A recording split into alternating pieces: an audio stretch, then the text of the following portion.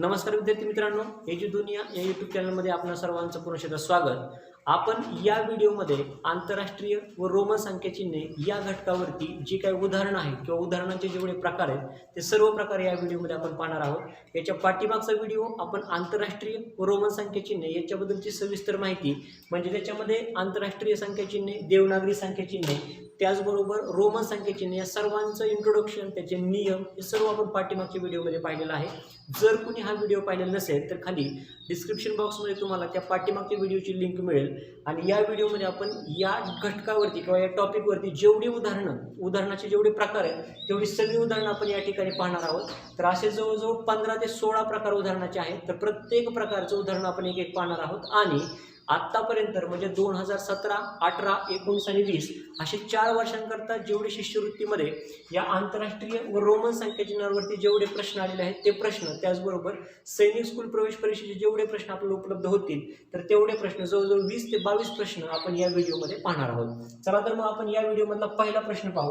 पहिला प्रश्न काय आहे बघा, 45,627 ही संख्या आंतरराष्ट्रीय संख्या चिन्हात अशी लिहितात। तर ती कशी लिहितात बघा। आता 45,627 ही जी संख्या आहे तर ती आता याच्यामध्ये आंतरराष्ट्रीय संख्या चिन्हात लिहायची म्हणजेच विद्यार्थी मित्रांनो कोणती संख्या चिन्ह वापरायची, आपल्याला इंग्रजी भाषेतील संख्या चिन्ह वापरायची। तर याच्यामध्ये आपल्याला माहिती आहे 4 आपण कसं लिहितो बघा, 4 नंतर 5, 6, 2 आणि 7 म्हणजे फक्त आपण याला मराठीमधले जे संख्या चिन्ह जे आहे किंवा देवनागरी लिपीतली जी काही संख्या चिन्ह आहे तर ती सर्व संख्या चिन्ह फक्त आपण आंतरराष्ट्रीय संख्या चिन्हात लिहितोय। याचा अर्थ ही संख्या 45,627 आपण कशी लिहू शकतो तर हे इंग्लिशमध्ये आपण अशी लिहू शकतो। तर पर्यायपैकी बघा त्याच्यामध्ये 45,267 या ठिकाणी आहे म्हणजे बघा हा पहिला पर्याय कट होईल, हा दुसरा कट होईल, तिसरा सुद्धा पर्याय कट होईल। याच्यामध्ये बघा आता 45,627 म्हणजे याचा चौथा पर्याय हा बरोबर आहे। त्यामुळं या पहिल्या प्रश्नाचं पर्याय क्रमांक 4 हे अचूक उत्तर असेल।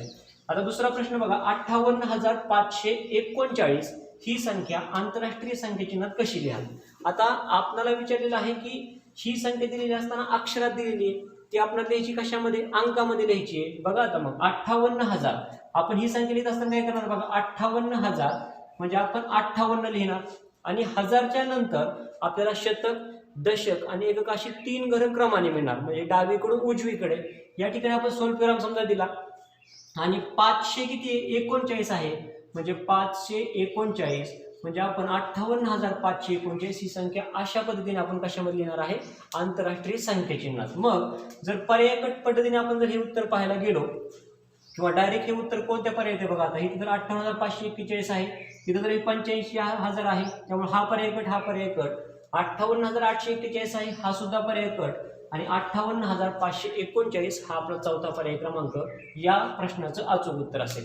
विद्यार्थी मित्रांनो याच्यामध्ये फक्त एक गोष्ट लक्षात ठेवायची आहे बघा, 58,539 कधी कधी हे आपण गडबडीमध्ये वाचताना 41, 29, 19 असं आपण वाचून जातो। त्यामुळे ही जी काही शब्दामध्ये दिलेली संख्या आहे किंवा अक्षरात दिलेली जी संख्या आहे तर ते व्यवस्थित वाचन करायचं आहे, त्या पद्धतीने आपल्याला योग्य तो पर्याय निवडायचा आहे। तिसरा प्रश्न बघा, त्याच्यामध्ये 96,753 ह्या संख्येतील दशक स्थानचा अंक घ्यायचा बघा आपल्याला। याच्यातलं काय करायचंय, दशक स्थानचा अंक हा आंतरराष्ट्रीय अंकात किंवा आंतरराष्ट्रीय संख्या चिन्हात आपण कसा लिहिणार आहे हे आपल्याला विचारलेलं आहे। आता 96,753 या संख्येतील दशक स्थानचा अंक, सुरुवातीला बघा या संख्येतला आपल्याला क्रम माहित पाहिजे। उजवीकडून डावीकडे जाताना पहिल्यांदा असतो एकक, दशक, शतक, हजार आणि दशहजार म्हणजे 96,753 ही संख्या झाली। आता याच्यामध्ये दशक स्थानचा अंक कोणता आहे, दशक स्थानचा अंक आहे 5 बघा, दशक स्थानचा अंक आहे 5 परंतु तो अंक कशामध्ये लिहायचा आपल्याला, आंतरराष्ट्रीय अंकात लिहायचा आहे। मग 5 हे आपण आंतरराष्ट्रीय अंकात कसं लिहिणार आहोत तर 5 हे आंतरराष्ट्रीय अंकात आपण असं लिहितो, त्यामुळे याचा पर्याय क्रमांक बघा 2 हे ह्या प्रश्नाचं अचूक उत्तर असेल। आता विद्यार्थी मित्रांनो याच्यामध्ये बघा हाच प्रश्न तुम्हाला वेगळ्या पद्धतीने कसा विचारता येईल, फक्त या ठिकाणी फक्त घर म्हणजे जे स्थान आहे ते स्थान फक्त बदललं जाईल। याच्यामध्ये दशक स्थान म्हटलेलं आहे, कधी एकक येईल, कधी शतक येईल, हजार येईल, 10,000 येईल। तर या पद्धतीने प्रश्न जरी बदलला तरी फक्त आपल्याला काय करायचंय की ते योग्य ते स्थान आपण पाहायचं। ते स्थान पाहिल्यानंतर काय करणार आपण की ते फक्त त्या स्थानचा जो काय अंक आहे तो आपल्याला अंक आंतरराष्ट्रीय संख्या चिन्हात लिहायचा आहे। आता त्याच्यातला बघा चौथा प्रश्न काय आहे बघा, 40,935 ह्या संख्येतील शतक स्थानचा अंक देवनागरी लिपीत लिहायचा बघा। आता शतक स्थानचा अंक देवनागरी लिपीत लिहायचा। सुरुवातीला शतक स्थानचा अंक बघा, त्याच्यामध्ये कसं करणार आपण एकक, दशक, शतक, हजार आणि 10,000 म्हणजे 40,935 मधला शतक स्थानचा अंक कोणता आहे बघा. शतक स्थानचा अंक आहे 9 आणि तो कसा लिहायचा आहे देवनागरी लिपीमध्ये. देवनागरी लिपी म्हणजे तो मराठीत लिहायचा आहे. मग 9 आपण मराठीमध्ये कसं लिहिणार आहोत तर पर्याय क्रमांक 2 मध्ये त्याचं अचूक उत्तर असेल. तर अशा पद्धतीने हे 4 प्रश्न झाले. आपण आता पुढचे प्रश्न पाहू. आता बघा विद्यार्थी मित्रांनो, आपला 5वा प्रश्न आहे बघा. समीरने 2.25 लाख ही संख्या आंतरराष्ट्रीय संख्येचिन्हात अशी लिहिल्यास अचूक ठरेल. आता आपल्याला काय करायचं बघा की समीरने ही जी संख्या आहे 2.25 लाख संख्या आहे ती समीरने आंतरराष्ट्रीय संख्येचिन्हात खालील पर्यायापैकी कशी लिहिल्यास ती अचूक ठरेल हे आपल्याला काढायचे. आता जर विद्यार्थी मित्रांनो आपण जर पर्याय कट पद्धत या प्रश्नाला वापरली तर सुरुवातीला बघा प्रश्न विचारलेला आपल्याला काय की आंतरराष्ट्रीय संख्याचिन्हात ती कशी असेल असं विचारलेलं आहे. परंतु हे जे 2 पर्याय आहेत ते देवनागरीमध्ये आहेत, बरोबर मराठीमध्ये आहेत. त्यामुळे पर्याय क्रमांक 3 आणि पर्याय क्रमांक 4 हे तर 2 पर्याय या प्रश्नाचं उत्तर तर नसणारच आहे. आता जर आपण या दोघांमध्ये तुलना केली तर आता काय करायचंय बघा की याच्यामध्ये म्हणजे हा प्रश्न आणि हा प्रश्न बघा याच्यामध्ये हे दोन्ही प्रश्न पॅरलल किंवा एकाच वेळेस घेण्याचं कारण काय की याच्यामध्ये 2.25 लाख म्हणजे पावणे हा शब्द आहे आणि याच्यामध्ये 1.25 लाख असा शब्द आहे. आता सुरुवातीला आपण हे समजून घेऊ बघा की याच्यामध्ये 3 संकल्पना आहेत बघा महत्वाच्या. एक म्हणजे कोणती, एक आहे ती 1.25, एक आहे ती 1.5 आणि तिसरी आहे ती म्हणजे पावणे. आता याच्यामध्ये समजून घ्या तुम्हाला काय करायचंय बघा. आता समजा आपण हे सुरुवातीला जर शतकाशी संबंधित लावलं शतक उदाहरणार्थ 1.25, 2.25, 3.25, 4.25 किंवा 350, 450, 550 किंवा 350, 450, 250, 550 असे शब्द ज्यावेळेस तुम्हाला येणार आहेत त्यावेळेस लक्षात ठेवायचं ज्यावेळेस शे असेल त्याच्या पाठीमागं त्यावेळेस ते आपण शतकाशी तुलना करायची. मग याच्यामध्ये काय करायचं बघा की शतक म्हणजे किती असतात 100 असतात. बघा आता ही जी संकल्पना आहे ना 1.25, 1.5 आणि पावणे ही संकल्पना तुमची शतक असू द्या, हजार असू द्या किंवा लाख असू द्या ही सर्वांना समानच लागणार आहे. फक्त याच्यामध्ये काय करायचंय बघा की ज्यावेळेस 1.25 असा शब्द आलेला असेल त्यावेळेस समजा शतकाशी संबंधित जर तो शब्द असेल शतक म्हणजे 100 संबंधित तर या 100चे समान किती भाग करायचे 4 भाग करायचे. बघा 100चे समान किती भाग करणार आपण 4 भाग करणार आणि या 4 भागापैकी एक भाग घ्यायचा. आता उदाहरणार्थ आपण समजा 2.25 अशी समजा आपण संख्या लिहिलेली 2.25 समजा अशी संख्या आहे तर आपण काय करणार बघा 100चे समान जर आपण 4 भाग केले तर एक भाग कितीचा येईल बघा एक भाग किती जाईल 25चा येईल. मग आपण काय करणार 2.25 म्हणजे काय 1.25 आणि हे 200 तर तुम्हाला माहिती आहे 200 आपण 2 आणि त्याच्यावरती 2 शून्य देणार आणि हेच 1.25 म्हणजे काय तर या 100चा एक म्हणजे 4 भाग केले त्या 4 भागपैकी एक भाग घेतला तो 25 आला तर तो 25 याच्यामध्ये मिळवायचा. म्हणजे किती झाले बघा हे 200 आणि अधिक हे 25 म्हणजे उत्तर किती लिहिलं 225 आलं. कशासाठी 2.25 साठी. मग तुम्ही हाच नियम तुम्ही कशामध्ये वापरू शकता बघा 350 वापरा. जर समजा तुम्ही या ठिकाणी 1.25 आहे असं लिहिलं आणि समजा तुम्ही या ठिकाणी 300 लिहिलं. आता 300 आपण कसं लिहू शकतो बघा 300 म्हणजे 3 आणि 2 वेळा 0 आणि 1.25 म्हणजे किती असणार आहे 25. आता 1.25 म्हणजे 1.25 ची किंमत आपण 25 का घेतोय कारण हे शतक आहेत म्हणून बरं का. याचा अर्थ 1.25 ची किंमत 25 नाही. 1.25 ची किंमत आपण या ठिकाणी 25 का घेतली कारण ही शतकाचे 4 भागापैकी एक भाग आहे. म्हणजे हे किती येणार यांची बेरीज 325 येणार. तुम्हाला हे समजलं. आता याच्यामध्ये 3.5 ज्यावेळेस असेल ना समजा 350 समजा शब्द आहे असा शब्द 350. आता 350 ज्यावेळेस असेल त्यावेळेस काय करणार बघा 100चे जसे आपण 4 भाग केले तसे 4 भाग करून आपण एक भाग घेतला 1.25 साठी. मग आपण काय करणार 100चे असे जर 4 भाग केले तर त्यापैकी 2 भाग घ्यायचे. बघा 4 भागापैकी 2 भाग घ्यायचे म्हणजे किती येणार 50 येणार. किंवा सरळ काय करायचं जी काही 100 संख्या त्याचे निम्मे घ्यायचे बरोबर. निम्मे घेतले म्हणजे 50 आले. मग हे जर 50 घेतले आपण 3.5 आणि ह्याच्यामध्ये समजा 350 असा शब्द आहे किंवा 350 ही संख्या आपल्याला लिहायची 350 आणि त्यावेळेस आपल्याला काय करायचंय बघा की 300 म्हणजे हे 3 आणि 0 हे माहिती आहे आपल्याला आणि 350 म्हणजे शतकाचे 3.5 म्हणजे शतकाचे निम्मे आहेत म्हणजे किती ते 50 आहेत. मग या ठिकाणी आपण हे 50 घेतलं तर याची बेरीज किती यायला पाहिजे 350 ही बेरीज यायला पाहिजे. म्हणजे 350 म्हणजे 350, 350 म्हणजे 325, 250 म्हणजे 225. फक्त याच्यामध्ये विद्यार्थी मित्रांनो एक बदल काय माहिती आहे का की समजा आता तुम्ही 350 वगैरे म्हणताय पण आपण जर 250 म्हटलं बघा आता 250 तर याची किंमत 200 म्हणजे तुम्ही इथं 200 काढा आणि 3.5 म्हणजे इथं 25 लिहा. याचं उत्तर 225 सॉरी 3.5 म्हणजे या ठिकाणी 50 काढा आणि याचं उत्तर तुम्हाला 250 मिळेल. पण ही संख्या वाचताना आपण याला 250 असं म्हणत नाही, तर याला आपण काय म्हणतो 250. त्याला काय म्हणतो, याचा उच्चार करताना 250 न करता तो करणार आपण 250. आणि सेम असाच समजा आपण 150 ही संख्या लिहिणार आहे, तर याचा उल्लेख हा 150 असा न करता याला आपण उच्चार काय करतो 150. हे मात्र फक्त एवढे दोनच त्याला अपवाद आहेत, तेवढे फक्त विद्यार्थी मित्रांनो लक्षात ठेवा. आणि आता आपण तिसरी जी संकल्पना आहे कोणती, त्याच्यातली तिसरी ही संकल्पना जी आहे, तर याच्यामध्ये आपण काय करतोय बघा, तिसरी संकल्पना कोणती याच्यामध्ये पावणे. आता फक्त पावणे ही संकल्पनेत काय करणार बघा, आपण या सव्वामध्ये 100चे 4 भाग केले, त्यापैकी एक भाग आपण मिळवला. याच्यामध्ये परत साडेमध्ये काय केलं आपण, 100चे 4 भाग करून 2 भाग मिळवले, किंवा सरळ 100चे निम्मे केले आणि ते मिळवले. आता पावणेमध्ये फक्त एकच बदल करायचा आहे. पावणेमध्ये पण सेम कसं करायचं, या ठिकाणी 100चे 4 भाग करा, एक भाग कितीचा येईल 25चा येईल. फक्त काय करायचं बघा, पावणे 300 उदाहरण घेतलं समजा आपण, पावणे 300 बघा, पावणे 300 जर असं उदाहरण घेतलं आपण, तर आपण काय करणार बघा, हे 300 जे 300 आहेतच, पण आता पावणे 300 ची किंमत काढताना काय करायचं, तसं आपण सव्वामध्ये हे 25 काय केलं, या 300 मध्ये सव्वा 300 असतं तर ते 325 आणलं होतं, पण पावणे 300 असं तर या 300 मधून हे जे 25 आहेत ते वजा करायचे. बघा, हे 300 काय करायचे आपल्याला वजा करायचे. मग आपण या 300 मधून ज्यावेळेस 25 वजा करू त्यावेळेस उत्तर मिळणार आपल्याला 275. म्हणजे पावणे 300 ही किंमत म्हणजे किती असेल आपल्याला, ती 275 असेल. म्हणजे उदाहरणार्थ विद्यार्थी मित्रांनो अजून एक फक्त उदाहरण घेऊ, तुम्हाला हे तिन्ही संकल्पना क्लिअर होतील. आता आपण हे शतकाच्या बाबतीत पाहिलं बरोबर, तर आता याच्यामध्ये बघा समजा बघा, आता याच्यामध्ये आपण उदाहरण असं घेऊ शकतो बघा विद्यार्थी मित्रांनो, आपण 3 संकल्पना पाहिली. पहिली पाहिली कोणती, सव्वा, दुसरी होती साडे, आणि तिसरी होती ती म्हणजे पावणे.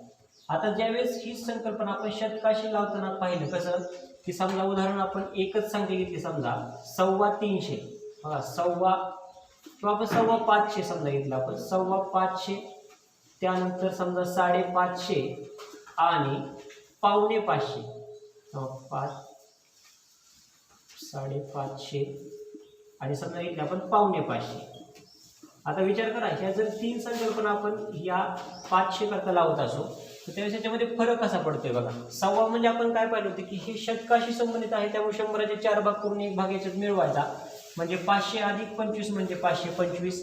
त्यानंतर 550 म्हणजे 100चे 2 भाग 4 भाग करून त्यातले 2 भाग घ्या, किंवा सरळ 100चे 2 भाग करा, म्हणजे 100चे निम्मे करा, त्याच्यामध्ये 50 होतात आणि हे 50 500 मध्ये मिळवा, म्हणजे हे 550 होतील.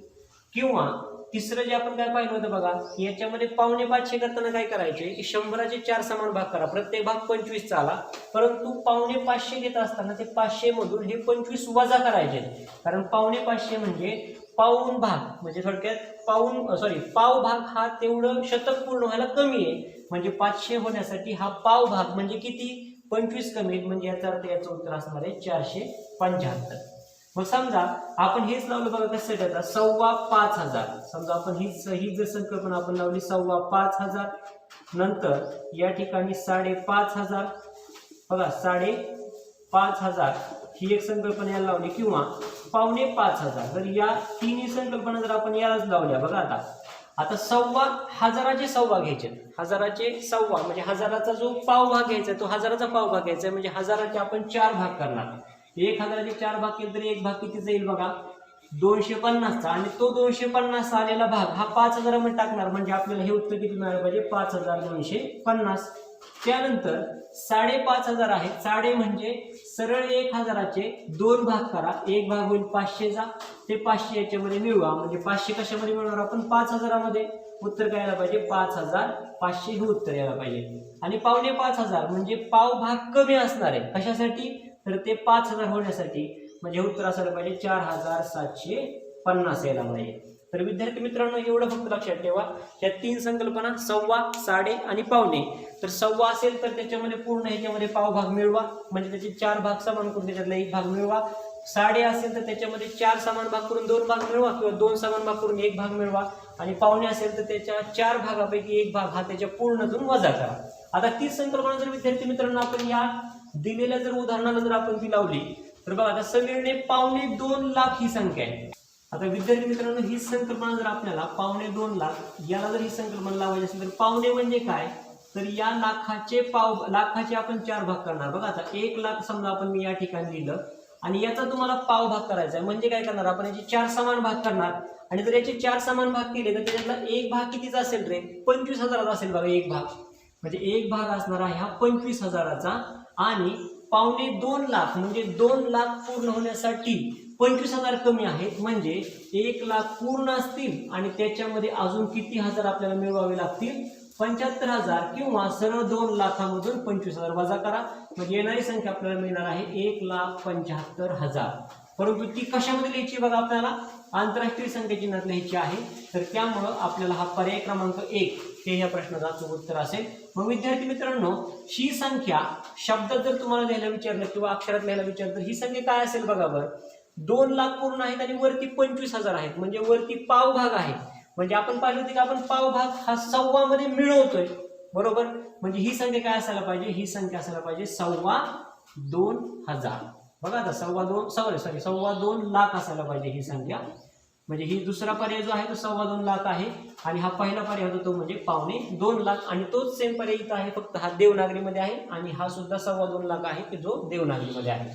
आता याच्यातला 6वा प्रश्न काय बघा, अक्षयने 2.25 लाख. आता या ठिकाणी फक्त 2.25 लाख म्हटलेलं आहे, 4.25 2.5 असं कोणतंच काय म्हटलेलं नाही, फक्त 2.25 लाख आहे. याचा अर्थ काय करणार आपण 1 लाख पूर्ण आणि त्याच्यामध्ये लाखाचा पावभाग म्हणजे किती हजार, 25,000. ते फक्त याच्यामध्ये मिळवणार आपण म्हणजे उत्तर किती यायला पाहिजे तुम्हाला 1,25,000. म्हणजे याचं उत्तर असायला पाहिजे 1,25,000 हे उत्तर पाहिजे. पण पुढे काय दिलंय बघा आता, अक्षयने 2.25 लाख किमतीची मोटरसायकल विकत घेतली.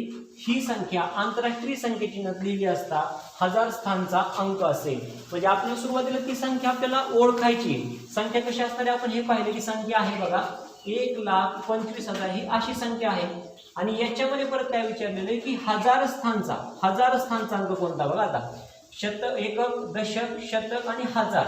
1000 स्थानी कोणता अंक आहे, 5 हा अंक आहे आणि तो कशात पाहिजे आंतरराष्ट्रीय संख्याचिन्हामध्ये. आंतरराष्ट्रीय संख्याचिन्हामध्ये 5 अंक आहे पर्याय क्रमांक 2 मध्ये. त्यामुळं या 6व्या प्रश्नाचं उत्तर पर्याय क्रमांक 2 हे अचूक असेल.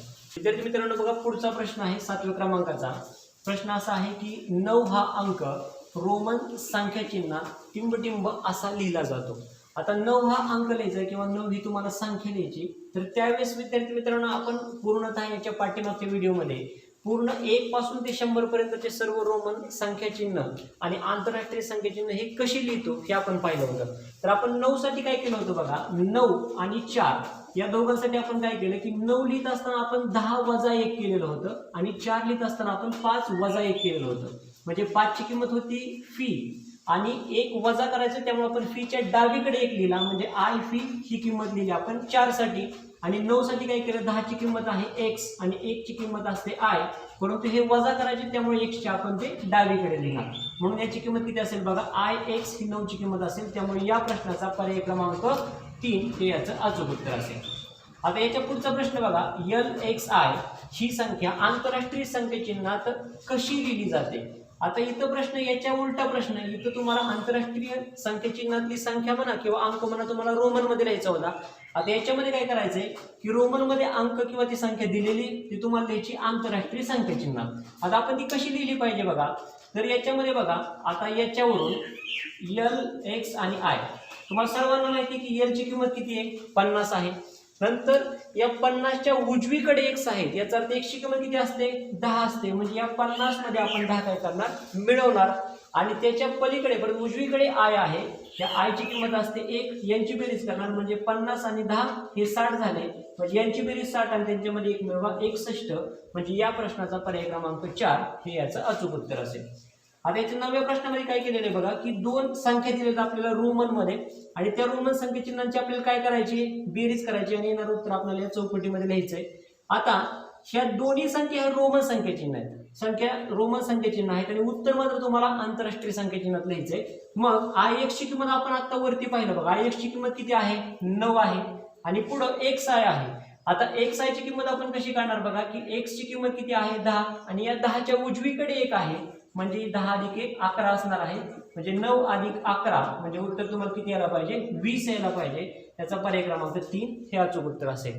जर विद्यार्थी मित्रांनो इथं रोमन चिन्ह आणि उत्तर पण जर रोमन चिन्हामध्ये विचारलं असतं तर 20 ही किंमत आपण रोमन चिन्हामध्ये कशी लिहिली असती, डबल एक्स म्हणजे 2 वेळा एक्स, कारण x ची किंमत 10 आणि पुढची x ची किंमत 10 म्हणजे याची किंमत 20 आली असती. आणि 10वा प्रश्न काय बघा आता याच्यामध्ये 3 वेळा v लिहिलेले आणि हे कंसामध्ये आणि गुणिले c आहे. मग आपण सुरुवातीला कंस सोडवला पाहिजे. आता कंसामध्ये 3 v आहेत म्हणजे तिघांची किंमत किती असेल बघा, 5 अधिक 5 अधिक 5 असेल.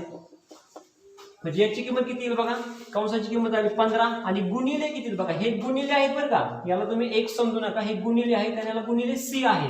म्हणजे गुणिले आणि c ची किंमत किती असते 100 असते. म्हणजे 15 गुणिले 100 उत्तर किती मिळालं पाहिजे 1500. आणि ते 1500 आपल्याला पर्याय क्रमांक 1 मध्ये उपलब्ध आहे. त्यामुळे याचा पर्याय क्रमांक 1 हे अचूक उत्तर असेल या 10व्या प्रश्नाचं. विद्यार्थी मित्रांनो बघा पुढचा प्रश्न आहे 11व्या क्रमांकाचा.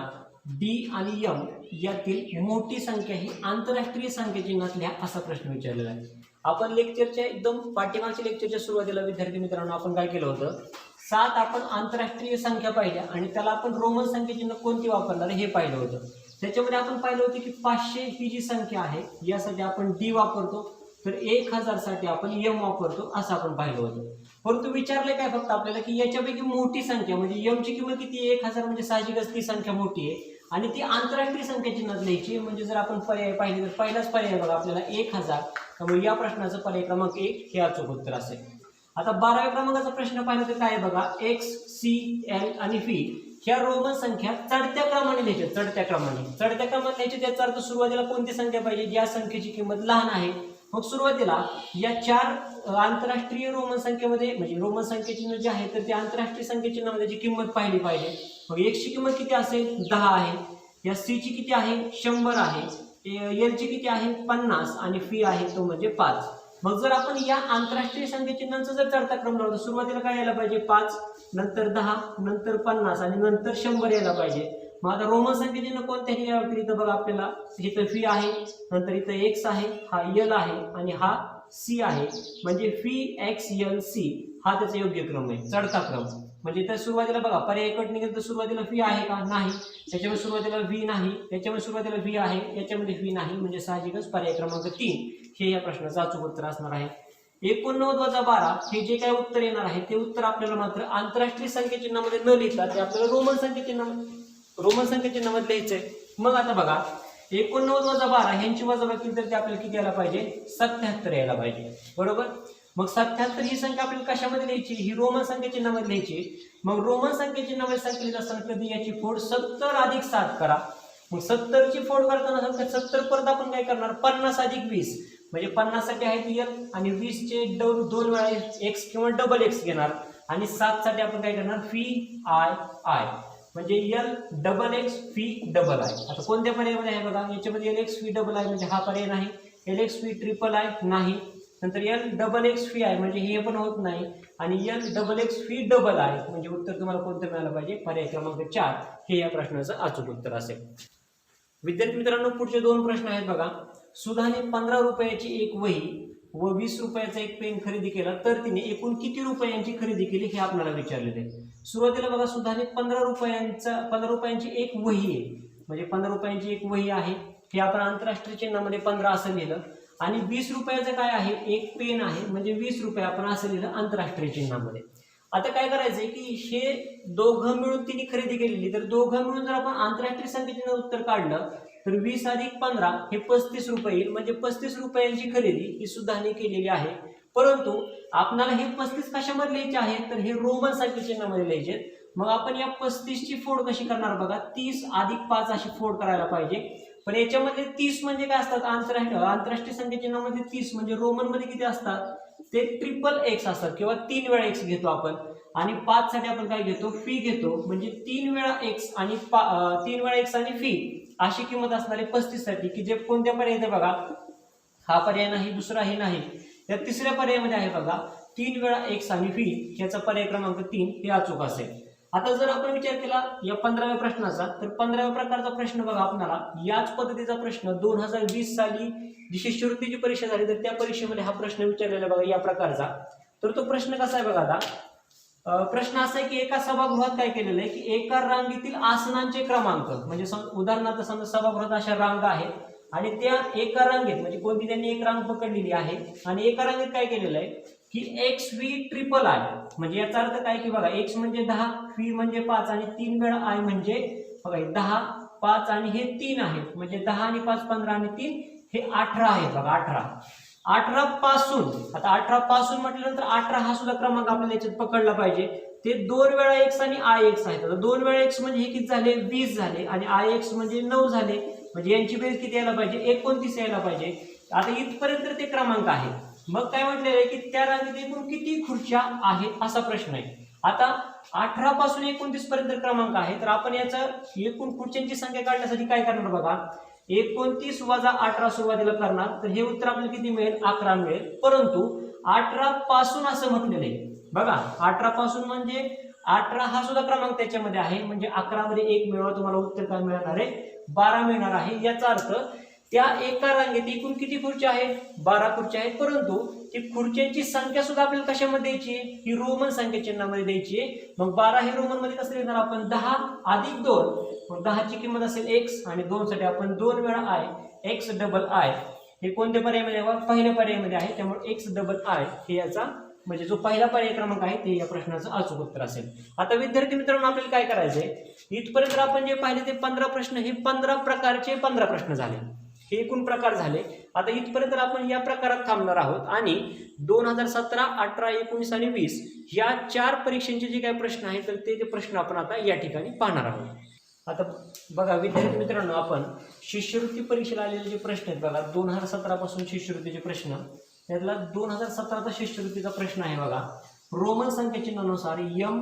वजा d भागिले l बरोबर किती आता याच्यामध्ये थोडक्यात ही रोमन संख्या चिन्हाच्या स्वरूपामध्ये आपल्याला काय दिलेले पदावली दिलेली बघा आता सुरुवातीला आपण हीच पदावली आपण आंतरराष्ट्रीय संख्या चिन्हात मांडू m ची किंमत किती आहे बघा m ची किंमत आहे 1000 वजा d ची किंमत आहे 500 आणि भागिले l ची किंमत आहे 50 आता ही पदावली आपल्याला सोडताना काय करावं लागेल बघा यासाठी आपण कोणता नियम वापरतो बघा कंचे भागू बेव हा नियम सर्वांना परिचित असावा नसेल तर विद्यार्थी मित्रांनो काही हरकत नाही फक्त या उदाहरणापुरता हा नियम थोडा समजून घ्या आपण पुढं हा नियम सुद्धा डिटेलमध्ये आपण पाहणार आहोत आता बघा याच्यामध्ये कंचे भागू बेवनुसार काय असतं बघा की याचा अर्थ काय होतो की या पदावलीमध्ये आलेल्या ज्या क्रिया आहेत तर त्या आपण क्रिया कोणत्या क्रमाने केल्या पाहिजे तर यासाठीचा हा एक शॉर्ट फॉर्म आहे किंवा हे एक संक्षिप्त रूप आहे बघा काय असतं याच्यामध्ये कंस म्हणजे कंस चाचीचे भागाकार गुणाकार बेरीज वजाबाकी या क्रमाने तुम्ही क्रिया केल्या पाहिजेत परंतु आता बाकी सगळं सोडा फक्त याच्यामध्ये आपल्याला आल्या 2च क्रिया आहेत एक म्हणजे आहे भागाकार आणि एक म्हणजे आहे वजाबाकी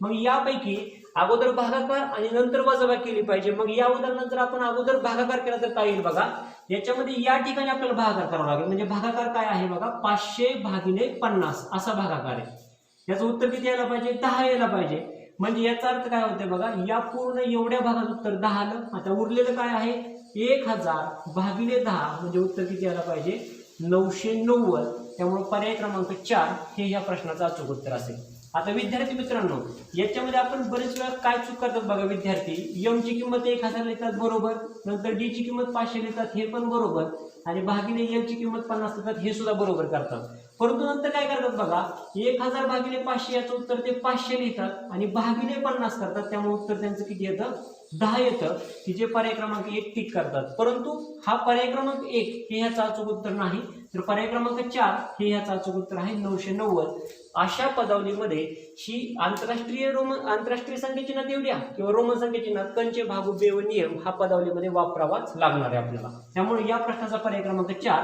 हे अचूक उत्तर आहे आता दुसरा प्रश्न बघा सेम 2017च्या धर्तीवरती त्यांनी 2018 मध्ये प्रश्न विचारले फक्त याच्यामध्ये अजून त्यांनी सोपं केलेलं आहे याच्यामध्ये फक्त बेरीज आणि वजाबाकी या 2च क्रिया आहेत आता ही पदावली मी सोडणार बघा आता रोमन संख्या चिन्हानुसार आता एक्स फी डबल आहे आता याच्यामध्ये आपण सुरुवातीला काय करू की या पदावलीमध्ये आपण आंतरराष्ट्रीय संख्या चिन्हामध्ये त्याची किंमत लिहू आता जर आंतरराष्ट्रीय संख्या चिन्हामध्ये जर आपण किंमत लिहायला गेलो तर काय होते बघा आता एक्स फी डबल आहे याची किंमत किती व्हायला पाहिजे 10 आणि 5 15 आणि 2 17 म्हणजे याची किंमत 17 यायला पाहिजे आय एक्स किती आहे हा 9 आहे नंतर आय व्ही किती आहे हा 4 आहे आणि सी किती आहे 100 आहे मग जर आपण याच्यामध्ये गणिती क्रिया लिहून किंवा त्यात गणिती क्रिया टाकून हे कसं होईल बघा आता 17 नंतर इथं मध्ये अधिक आहे 9 वजा आहे 4 आणि अधिक आहे 100. आता याच्यामध्ये परत जर तुम्ही कंचे भागोबेव नियम लावायला गेला तर पहिल्यांदा बेरीज आणि नंतर वजाबाकी करायला पाहिजे नियमानुसार, ज्यावेळेस दोन क्रिया आहेत. परंतु अशा पदावलीमध्ये जर बेरीज आणि वजाबाकी या दोनच क्रिया असतील तर या सर्व क्रिया आपल्याला काय करायच्या, क्रमाने केल्या तरी आपल्याला उत्तर मिळणार आहे. 17 अधिक 9 याचं किंमत उत्तर किती मिळेल आपल्याला, याचं उत्तर मिळेल बघा 26 वजा 4 आणि अधिक 100 असणार आहे. आता 26 वजा 4 किती यायला पाहिजे, हे 22 यायला पाहिजे आणि अधिक 100 करा म्हणजे उत्तर आपल्याला 100 अधिक 22 हे उत्तर किती मिळायला पाहिजे 122, की जे पर्याय क्रमांक 2 मध्ये अचूक उत्तर आहे. आता 2019 मध्ये 2 प्रश्न आले होते बघा. 2019 मध्ये या आंतरराष्ट्रीय रोमन संख्या चिन्हामध्ये 2 प्रश्न होते. त्यापैकी आपण पहिला प्रश्न येतो बघूया, यानंतर आपण दुसरा प्रश्न पाहणार आहोत. प्रश्न असा आहे, गुरुस्मृती विद्यालयात 2,25,000. बघा विद्यार्थी मित्रांनो, आपण जो मगाशी प्रश्न प्रकार घेतला तोच सेम प्रश्न प्रकार आहे. विद्यार्थी शिकत आहेत ही संख्या आंतरराष्ट्रीय संख्या चिन्हात कशी लिहा. आता 2.25 घ्यायचे. 2.25 म्हणजे 2,000 तर पूर्ण आपण कसे लिहिणार बघा, 2,000 असे लिहिणार आणि 1.25 आहेत. 1.25 कुणाचे म्हणजे पाव भाग कुणाचा घ्यायचा, हजाराचा. 1000 पूर्ण आपण कसं लिहितो, एकावरती 3 शून्य देतो. याचे 4 समान भाग केले तर एक भाग कितीचा होईल बघा, 250चा होईल. याचा अर्थ हे 250 जे आहे ते कशामध्ये मिळवायचे, 2000 मध्ये मिळवायचे. म्हणजे 2000 अधिक 225 सॉरी 250 करायचे आपल्याला. तर हे 2000 अधिक 250 जर केले तर उत्तर काय यायला पाहिजे, 2250 यायला पाहिजे. परंतु हे पण नीट परत बघा की ही संख्या आपल्याला आंतरराष्ट्रीय संख्येच्या अंतर विचारलेली, त्यामुळं हा देवनागरी मधला हा पर्याय आणि हा पर्याय हे दोन पर्याय कट होतील आणि 2,25,000 हे आंतरराष्ट्रीय संख्या चिन्हामध्ये आपण 2250 असं लिहिणार. म्हणजे याचा अर्थ पर्याय क्रमांक 4 हे याचं अचूक उत्तर असणार. पर्याय क्रमांक 1 काय दिलेलं आहे बघा, 22,250 दिलेले आहे. मग याचा अर्थ ही संख्या जर तुम्हाला परत शब्दात वाचायला सांगितलं तर ही संख्या काय असेल बघा, 22,000 अशी असेल बघा, 22,000. कारण 22,000 हे पूर्ण आहे आणि वरती 250 मिळवले तर हे 250 म्हणजे काय असतात, 1,000चे 4 समान भाग करा, त्यापैकीचा एक भाग म्हणजे 250 असतो. म्हणजे ही संख्या असणार आहे 22,000 आणि ही संख्या आहे 2,25,000. त्यामुळे याचा पर्याय क्रमांक 4 हे या प्रश्नाचं अचूक उत्तर असेल. बघा विद्यार्थी मित्रांनो, पुढचे 2 प्रश्न आहेत बघा. हा प्रश्न 2019 मध्ये म्हणजे 2019 मध्ये 2 प्रश्न होते. एकूण 4 गुणांसाठी शिष्यवृत्तीमध्ये आंतरराष्ट्रीय रोमन संख्येची हा टॉपिक आला होता आणि 2020 मधला हा प्रश्न आहे. आता याच्यामध्ये काय विचारलेलं बघा की LXFDCM या रोमन संख्या उतरत्या क्रमाने लावल्यानंतर योग्य पर्याय कोणता हे त्यांनी विचारलेले. सुरुवातीला आपल्या सर्वांना ही 6 जे त्यांनी दिलेले आहेत रोमन संख्या चिन्ह, त्याची आपल्याला आंतरराष्ट्रीय संख्या चिन्हामध्ये किंमत सर्वांना माहित असेलच.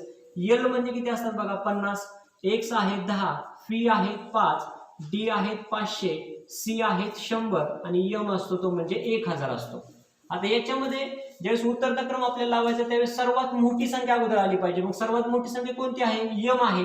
म्हणजे सुरुवात कशापासून झाली पाहिजे याचा क्रम लावायला, सुरुवातीला M पाहिजे, त्यानंतर त्याच्यापेक्षा लहान आहे D म्हणजे 500 D, नंतर आहे C म्हणजे 100, नंतर आहे ह्याच्यामध्ये L असेल म्हणजे 50 असतील, नंतर X आहे 10 आणि नंतर F आहे म्हणजे 5. तर असा हा क्रम असेल. मग उतरता क्रम याच्यामध्ये योग्य पर्याय कोणता, तर सुरुवात कशापासून पाहिजे, M पासून पाहिजे. M पासून सुरुवात असताना फक्त एकमेव पर्याय आहे की पर्याय क्रमांक 4. आता विद्यार्थी मित्रांनो, ज्यावेळेस आपल्याकडे वेळ कमी असतो, प्रश्न जर जास्त राहिले तर वेळ त्यावेळेस कमी, त्यावेळेस असे ट्रिक वापरून हा पर्याय कट पद्धतीने जाण्यासाठी हा अतिशय उत्तम किंवा योग्य पर्याय असतो. आता ज्यावेळेस उतरता क्रम लावायचा आहे त्यावेळेस सर्वात मोठी संख्या तर अगोदर आली पाहिजे, म्हणजे M ने तर उत्तराची सुरुवात व्हायलाच पाहिजे. परंतु याच्यामध्ये F ची सुरुवात आहे, याच्यामध्ये C आहे, याच्यामध्ये V आहे, म्हणजे तीनही पर्याय कट होतील.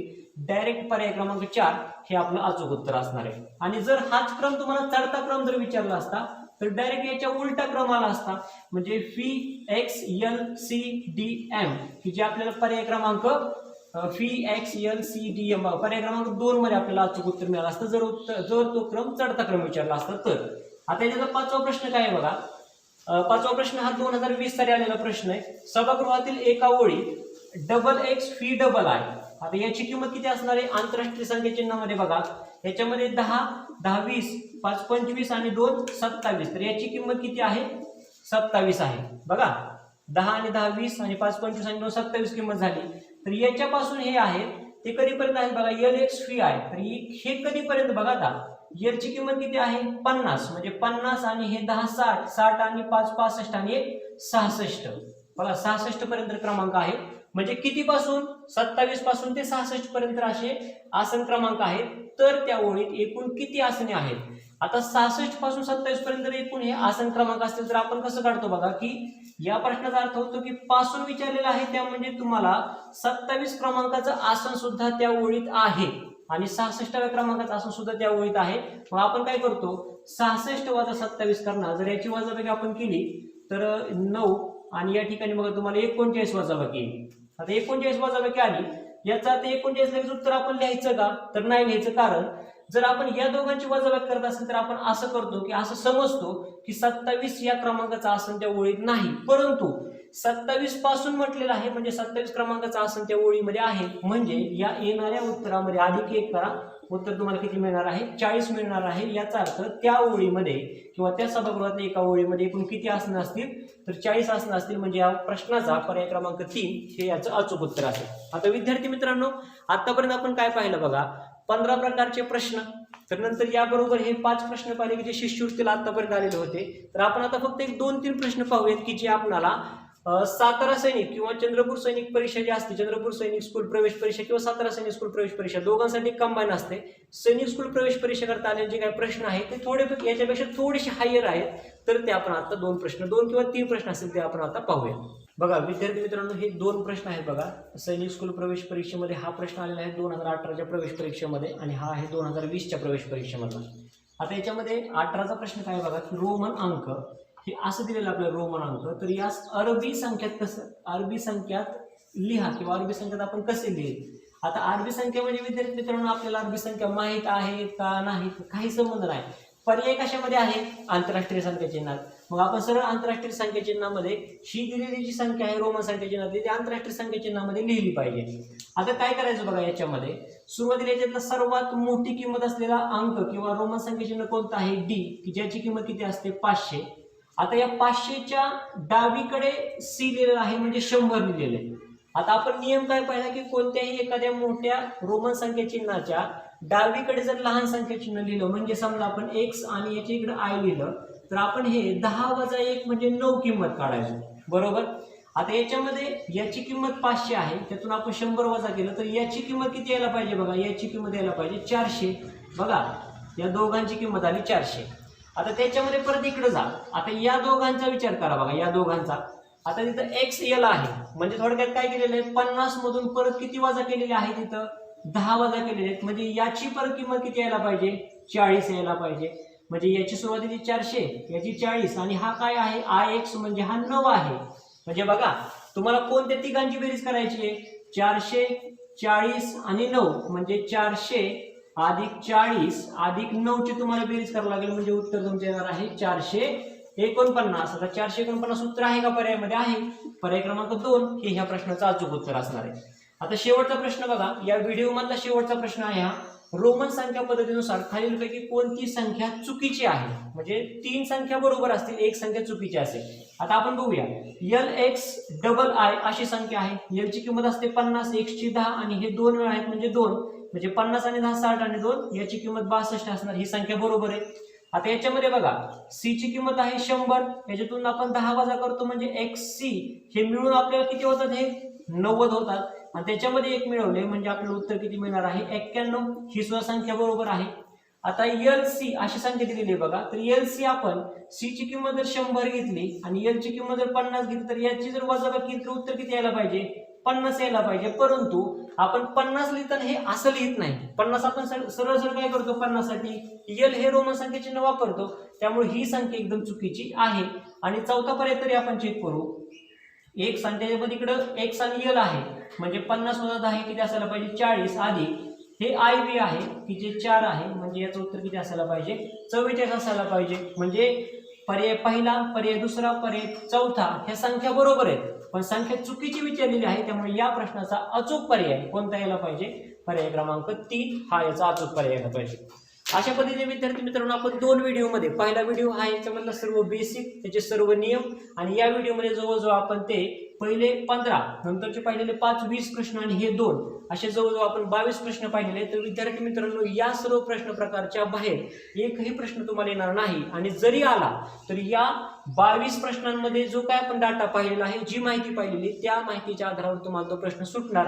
त्यामुळे विद्यार्थी मित्रांनो, हा व्हिडिओ बारकाईने पाहायला, प्रत्येकाने प्रत्येक प्रश्न हा बारकाईने पहा. तर पुढच्या व्हिडिओमध्ये आपण नेक्स्ट टॉपिक सुरू करूयात. या व्हिडिओमध्ये आपण याच ठिकाणी थांबूयात. धन्यवाद.